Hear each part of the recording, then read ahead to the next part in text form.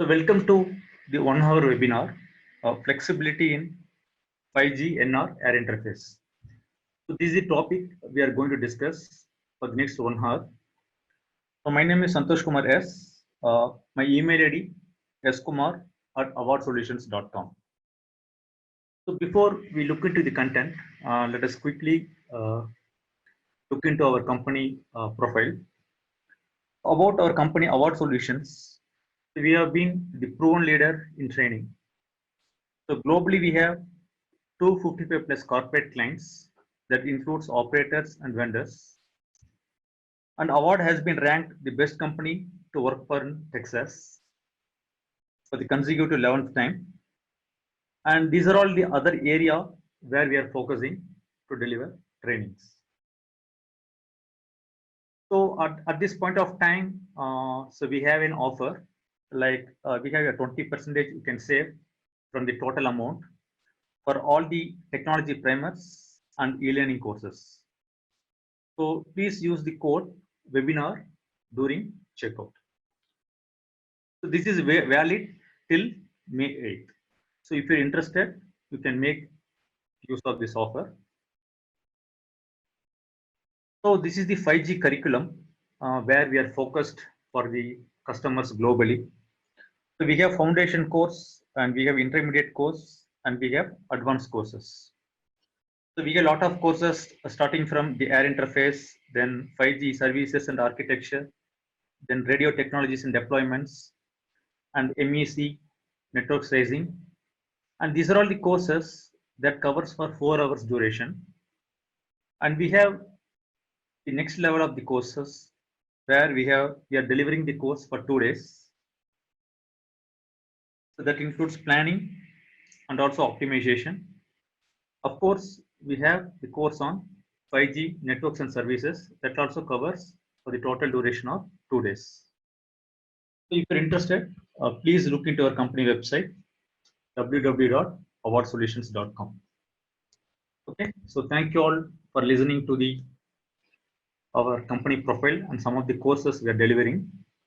So let us come to the main objective: the flexibility in 5G NR air interface. So the objective of this webinar, the first objective, describe 5G service usage scenarios. The first objective.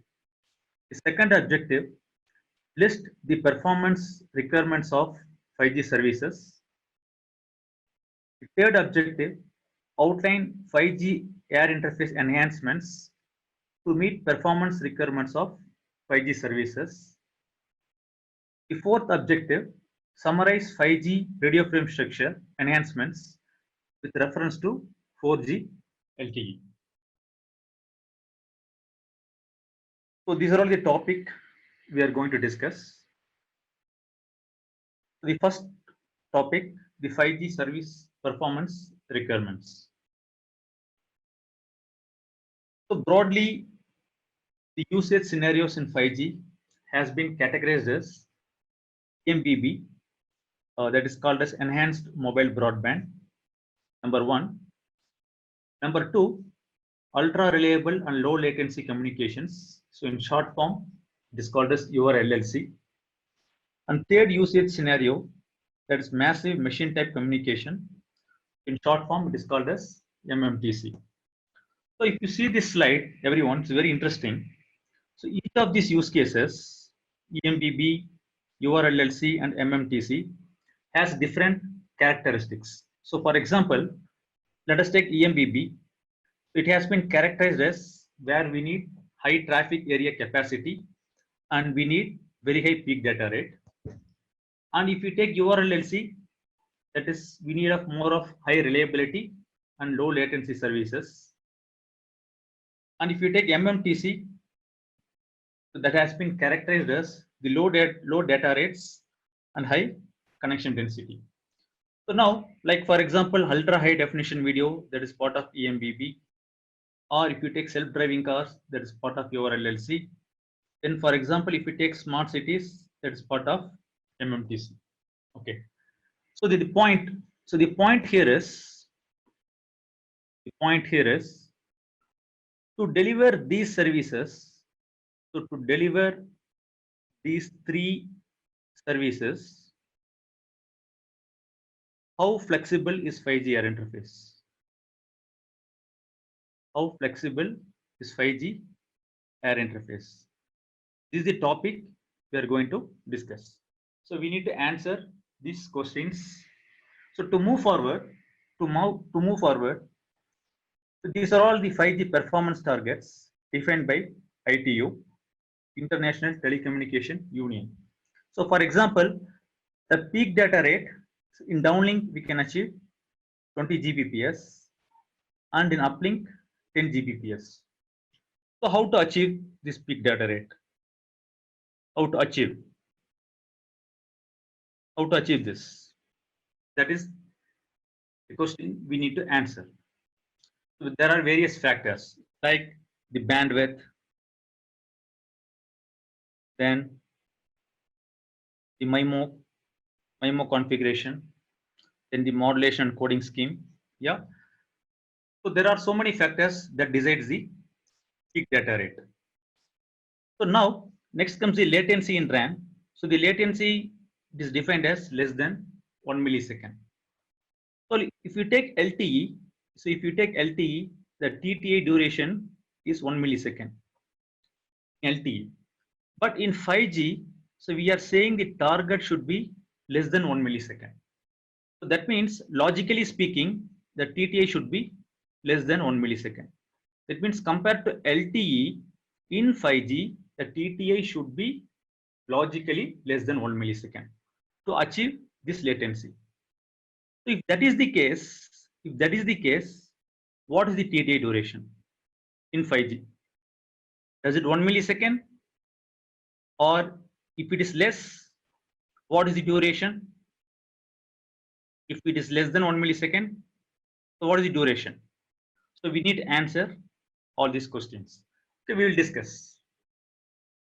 Next comes the connection density, where 1 million devices per square kilometer it has been targeted. Then cell throughput, we can achieve 10 Mbps per square meter.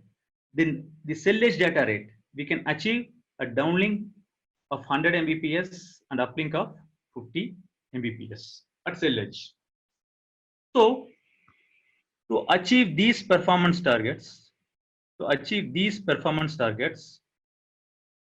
how the 5G air interface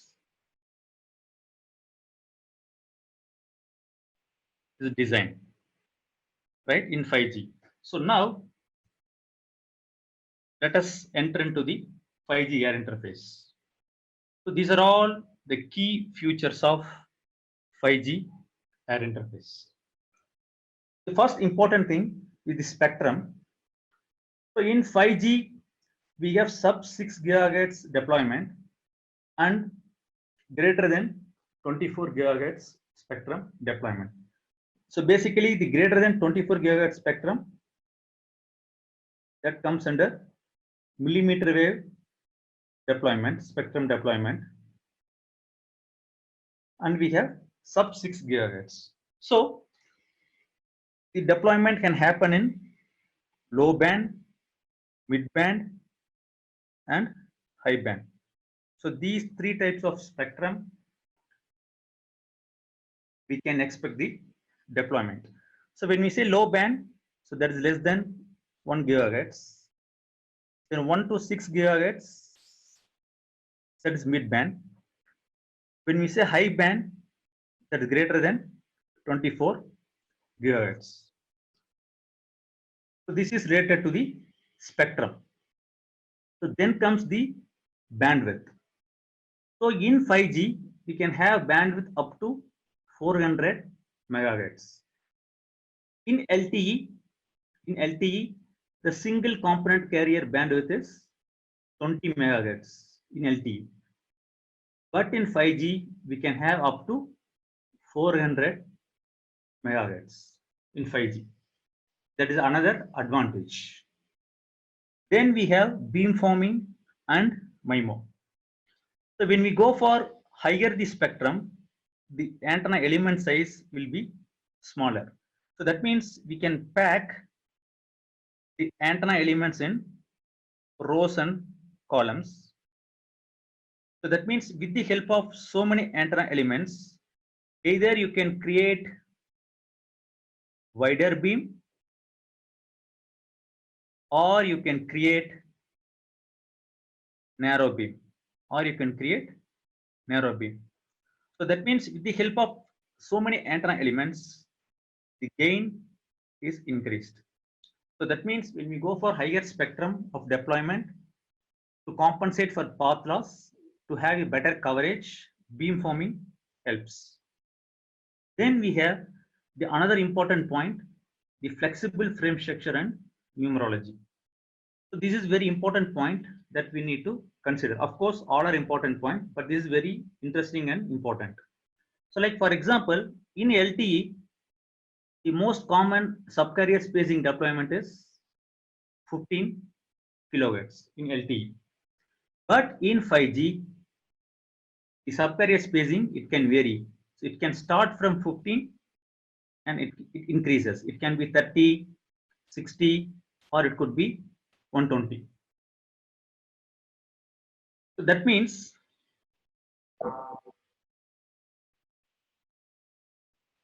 everyone, okay, you can see my screen. I hope everyone able to see my screen here. So I am showing the specification 38.104. So this is specification 38.104. So now if you see this specification, everyone,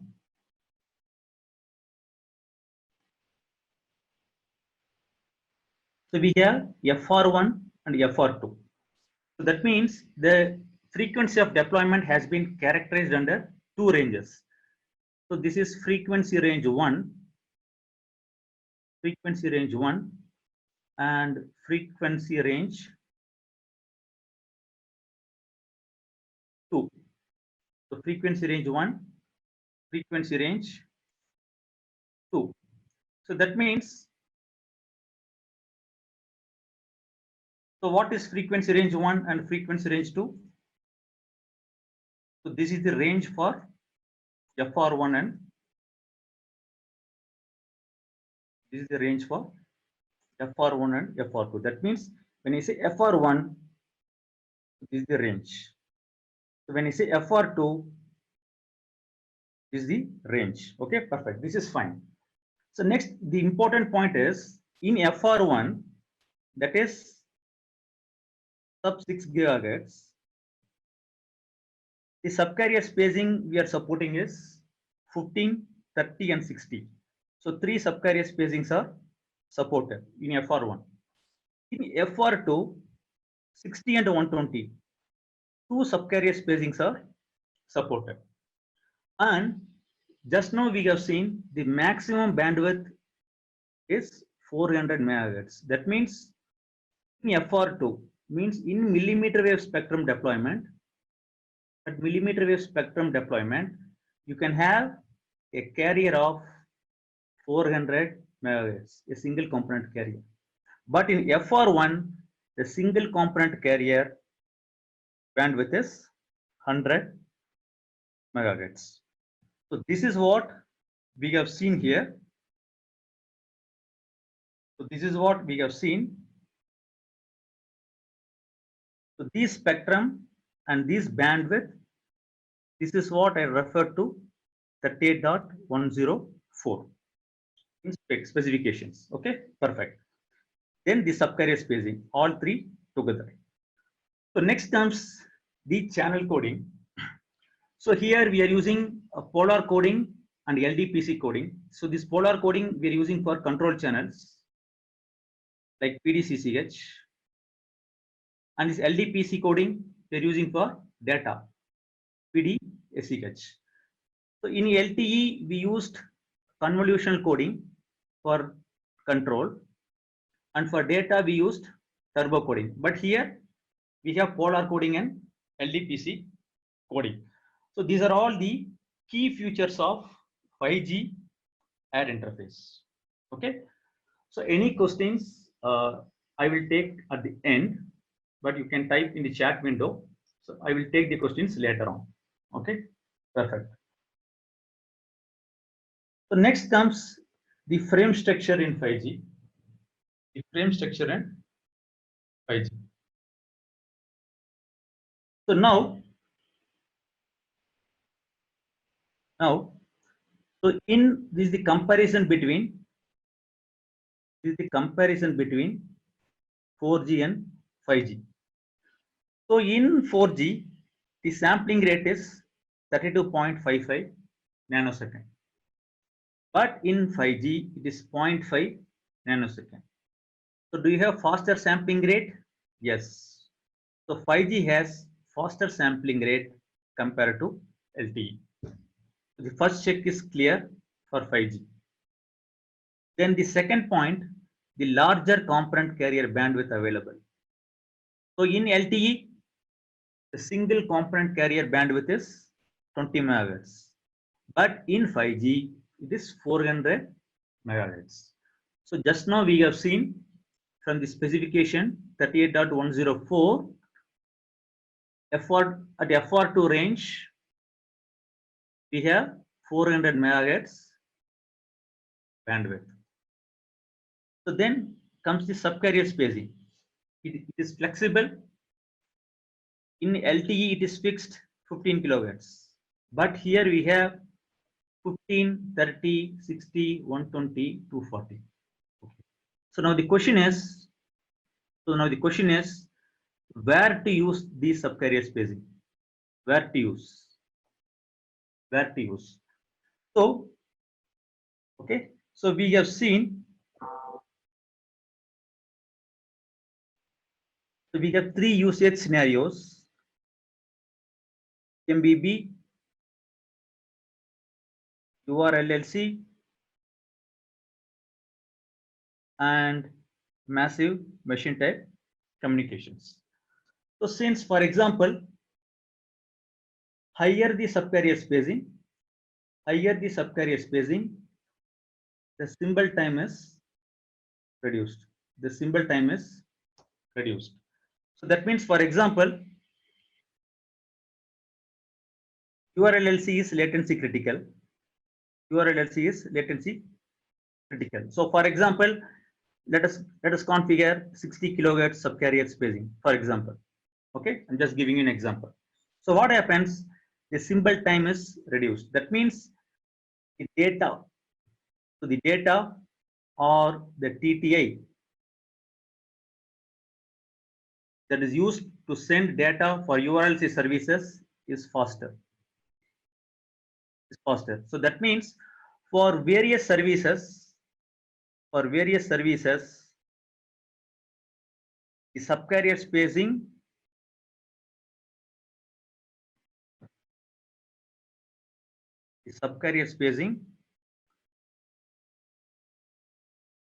can be configured.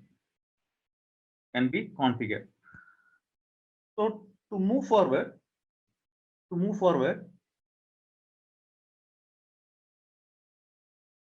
the next point is the scheduling interval. Yeah, basically the TTA, the transmission timing interval. So the transmission timing interval is fixed 1 millisecond. So there was a question, TTA, transmission timing interval.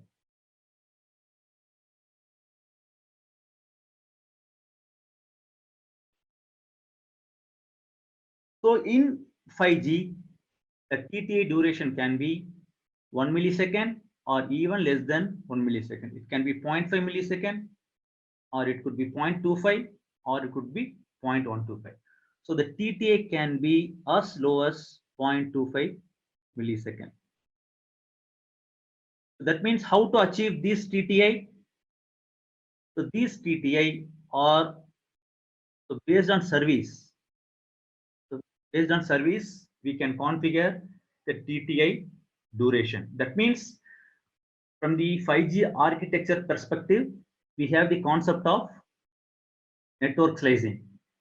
So that means when I say network slicing, that is end-to-end, starting from radio, core, transport, and the management network. So at the radio side also, we can have the RAN slicing configuration. So for RAN slicing configuration, for EMBB, URLLC and MMTC, we can configure different scheduling interval duration. So whatever the point we are discussing, so that is associated with the particular services to be considered for deployment. So then comes the transmission scheme. So in LTE, in downlink, the waveform we use this OFDM, the transmission scheme, but the access technique we used OFDMA, and in uplink we used SZFDMA. But in 5G, in downlink, it is OFDMA. Of course, in uplink also, we are using OFDMA and also SCFDMA. So that is something different compared to 4G and the access technique perspective. So then comes the frame structure. So in LTE, we have the frame structure for FDD type 1, and for TDD, we have type 2 frame structure. But in 5G, we have one frame structure that's common for both FDD and TDD. And another important point is the downlink and the uplink allocation flexible in TDD. Because in TDD, in LTE network, so there is 7 configuration, downlink and uplink configurations, right? So that is fixed. That is fixed. Out of 7 configuration, in a sector, any one configuration we will do. But the downlink and uplink, it is fixed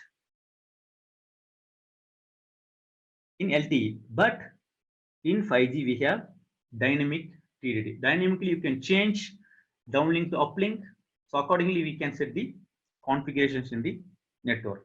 So that means in the number of downlink and uplink TDD configurations, as I said, in LTE, we have only 7 configurations. But in 5G, we have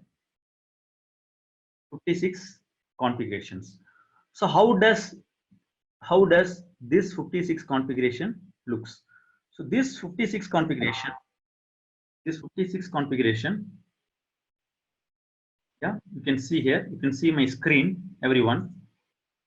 So this is specification 38.213. You can see here, totally we have 0 to 55. So we have 56 configurations.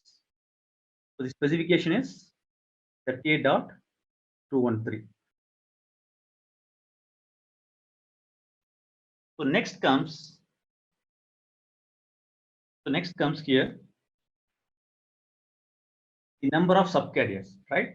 So in LTE, we have for 20 megahertz bandwidth, we have 1200 subcarriers and 100 resource blocks. But in 5G, we can have maximum up to, so it is 273 resource blocks. You can use it for scheduling the data. So next is full carrier bandwidth support necessity for UE. So that means in 5G, in 4G and 5G, the difference is if you take a sector,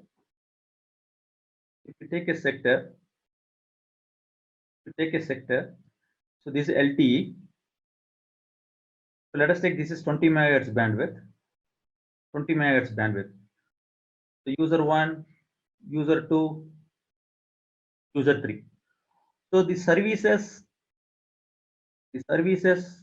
that is used by these 3 users all are associated to 20 megahertz bandwidth.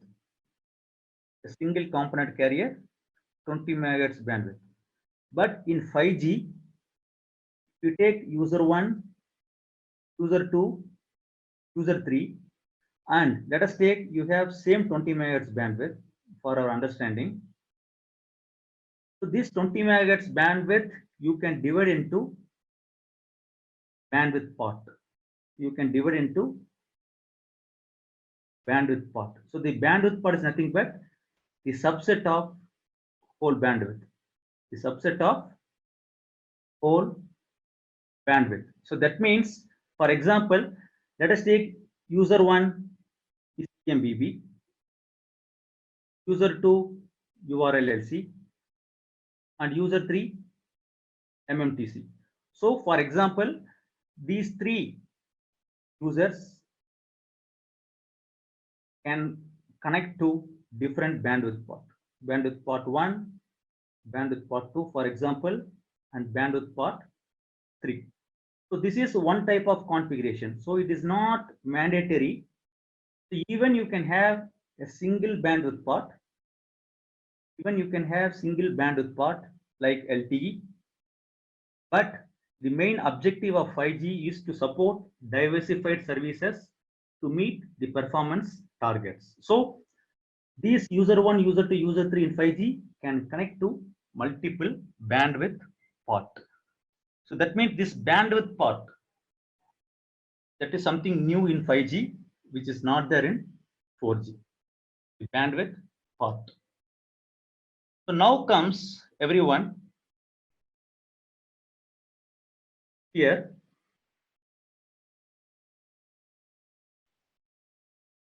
This is frame structure in 4G LTE. Okay.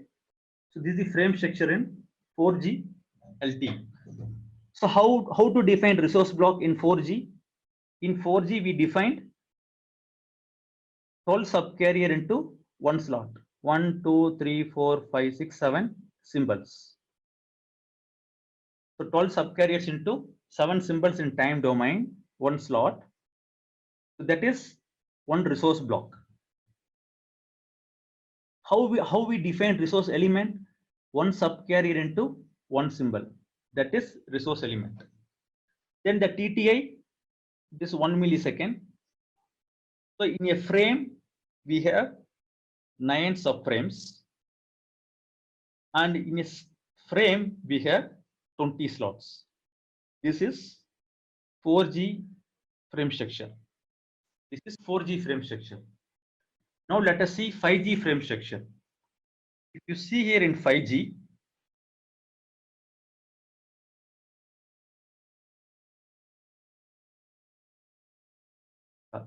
in 5G, how RB is defined? 12 subcarriers into one symbol. 12 subcarriers in frequency domain and one symbol in time domain. That is resource block. So the resource block definition itself changed in 5G. The resource block definition itself changed here. Then, but the resource element still remains same. One subcarrier into one symbol. So we have seen in 5G variable subcarrier spacing we have. So we have variable subcarrier spacing. So in a frame, for example, the frame duration is 10 millisecond. In 5G also, the frame duration is 10 millisecond. So in 15 kilohertz, the slot duration is 1 millisecond. The slot duration is 1 millisecond. So whether it is 15 kilohertz or 30 kilohertz or 60 kilohertz, the subframe duration still remains same. The subframe duration still remains same, but the slot duration varies according to the subcarrier spacing. So if you go to 30 kilohertz subcarrier spacing, the TTA duration is 0.5 millisecond. So if you go to 60 kilohertz subcarrier spacing, the TTA duration is 0.25 milliseconds. So that means in every slot, whether it is 15 kilohertz or 30 kilohertz or 60 kilohertz, the number of symbols within each slot is 14 OFDM symbols for the normal cyclic prefix. So that means the initial question we had, right? The TTA duration. So in 5G, the TTA can be even one symbol. or more OFDM symbol. That means even at symbol level also, we can schedule the data. So that means when I take symbol level, for example, if you take 15 kilohertz, for example, 1 divided by 15 kilohertz, that is 66.67 microseconds. This is for 15 kilohertz. But if you go for higher subcarrier spacing, the symbol duration further reduces. That means you can schedule the data very, very fast compared to 4G. So that means to support URLLC kind of services, this flexible subcarrier concept will play a major role. So even it can be in symbol level or it can be at slot level. Like for example, if you take EMBB kind of scenario, you can have at the slot level. So even from the scheduling perspective, we can aggregate the slot. Basically, when we do the slot aggregation, the success rate improves for a particular user.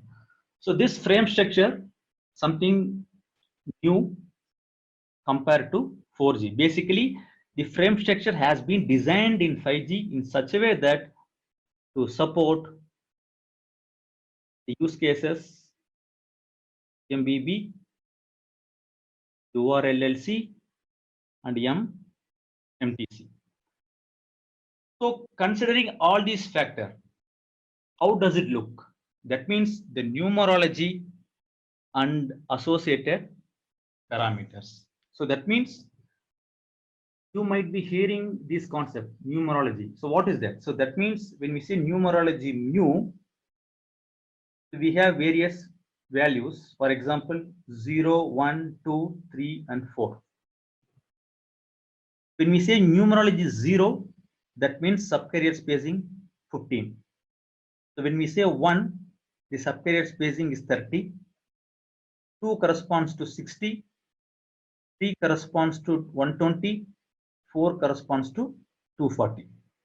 So that means 1 divided by 15 kilohertz, that is 66.67 microsecond. So this is same as LTE. When we go for higher the subcarrier spacing, the symbol duration reduces. So where to use? The next question we answered already. The larger subcarrier spacing and shortest slot duration are expected to be used for URLLC services. So for example, if you take the numerology 0, 15 kilohertz, the slot duration is 1 millisecond. So you can see here everyone, when you go for higher the subcarrier spacing, the slot duration is reduced. So when I say slot duration, this is nothing but TTI. Duration. So the initial slide, the first slide we have seen, the latency less than 1 millisecond, right? So how to achieve this latency? That means when we go for lowest TTI, we can achieve the latency of 1 millisecond. So that means there is a concept called self-contained slot in 5G. Self-contained slot. So the meaning is if you take a user, so this user downloads the data in a slot, and at the same time the feedback is also sent in the same slot. So there are parameters like K0, K1, and K2. So these are all the parameters that are associated with downlink and uplink transmissions. Okay. So to be make simple, if you see here, for numerology 0, the number of slots per frame is 10. Because the frame duration is 10 millisecond, The slot duration is 1. So totally we have number of slots per frame is 10. But if you take 30 kilohertz, the slot duration is 0.5 by 2. So that means the slots increases 2 times. Then again for 60 kilohertz, again by 2, 0.25. So that increases 4 times compared to 15 kilohertz.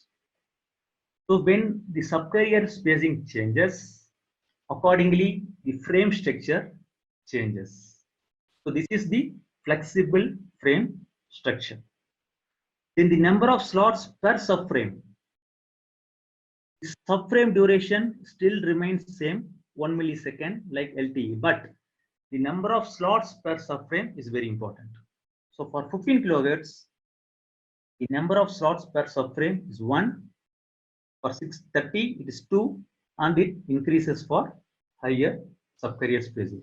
So whether it is 15 kilohertz or 30 kilohertz, 60 kilohertz or 120, the number of symbols per slot for normal cyclic prefix that remains same. That means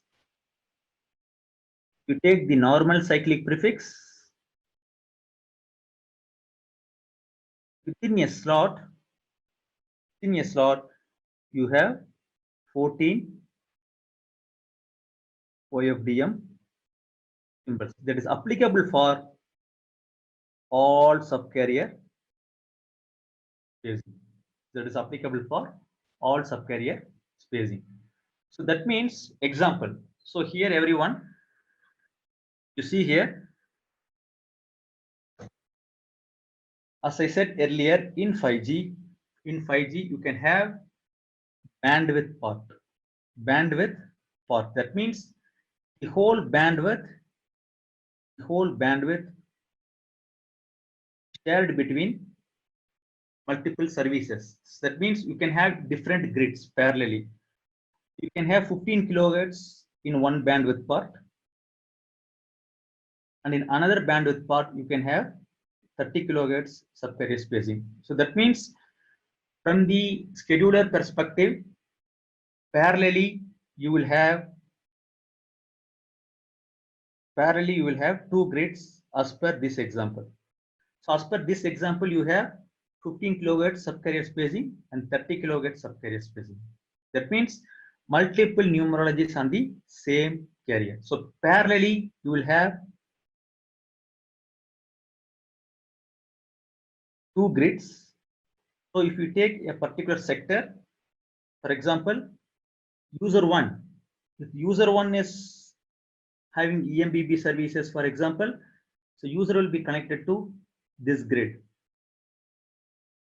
For example, if user 2, your LLC, so that user will be connected to this grid. So this will be different bandwidth part 2, for example. For example, this is another bandwidth part. So from the G node B perspective, you will have parallel grids. So user will be connected to a particular grid based on the services. So these are all the points that we need to consider at the time of planning the network or at the time of optimizing the network. We need to consider all these factors, what kind of services we are supporting, and how does the frame structure, and what is the subcarrier spacing we can configure. All these factors we need to consider for successful deployment and for successful post rollout. That means for initial tuning and optimization. So this is the summary of the 4G LTE radio versus 5G. So the sampling time is faster. Sampling time, it is faster, no doubt, compared to 4G. Then the component carrier bandwidth is higher, 400 megahertz. That is in FR2. We have seen. In subcarrier spacing, it is fixed, 15 kilohertz. But here we have flexible. We have seen. In scheduling interval, fixed 1 millisecond. Here we have flexible. Then transmission scheme, we have OFDMA both in downlink and uplink. Of course, SCFDMA also we have in uplink. Then we have same frame structure for both FDD and TDD.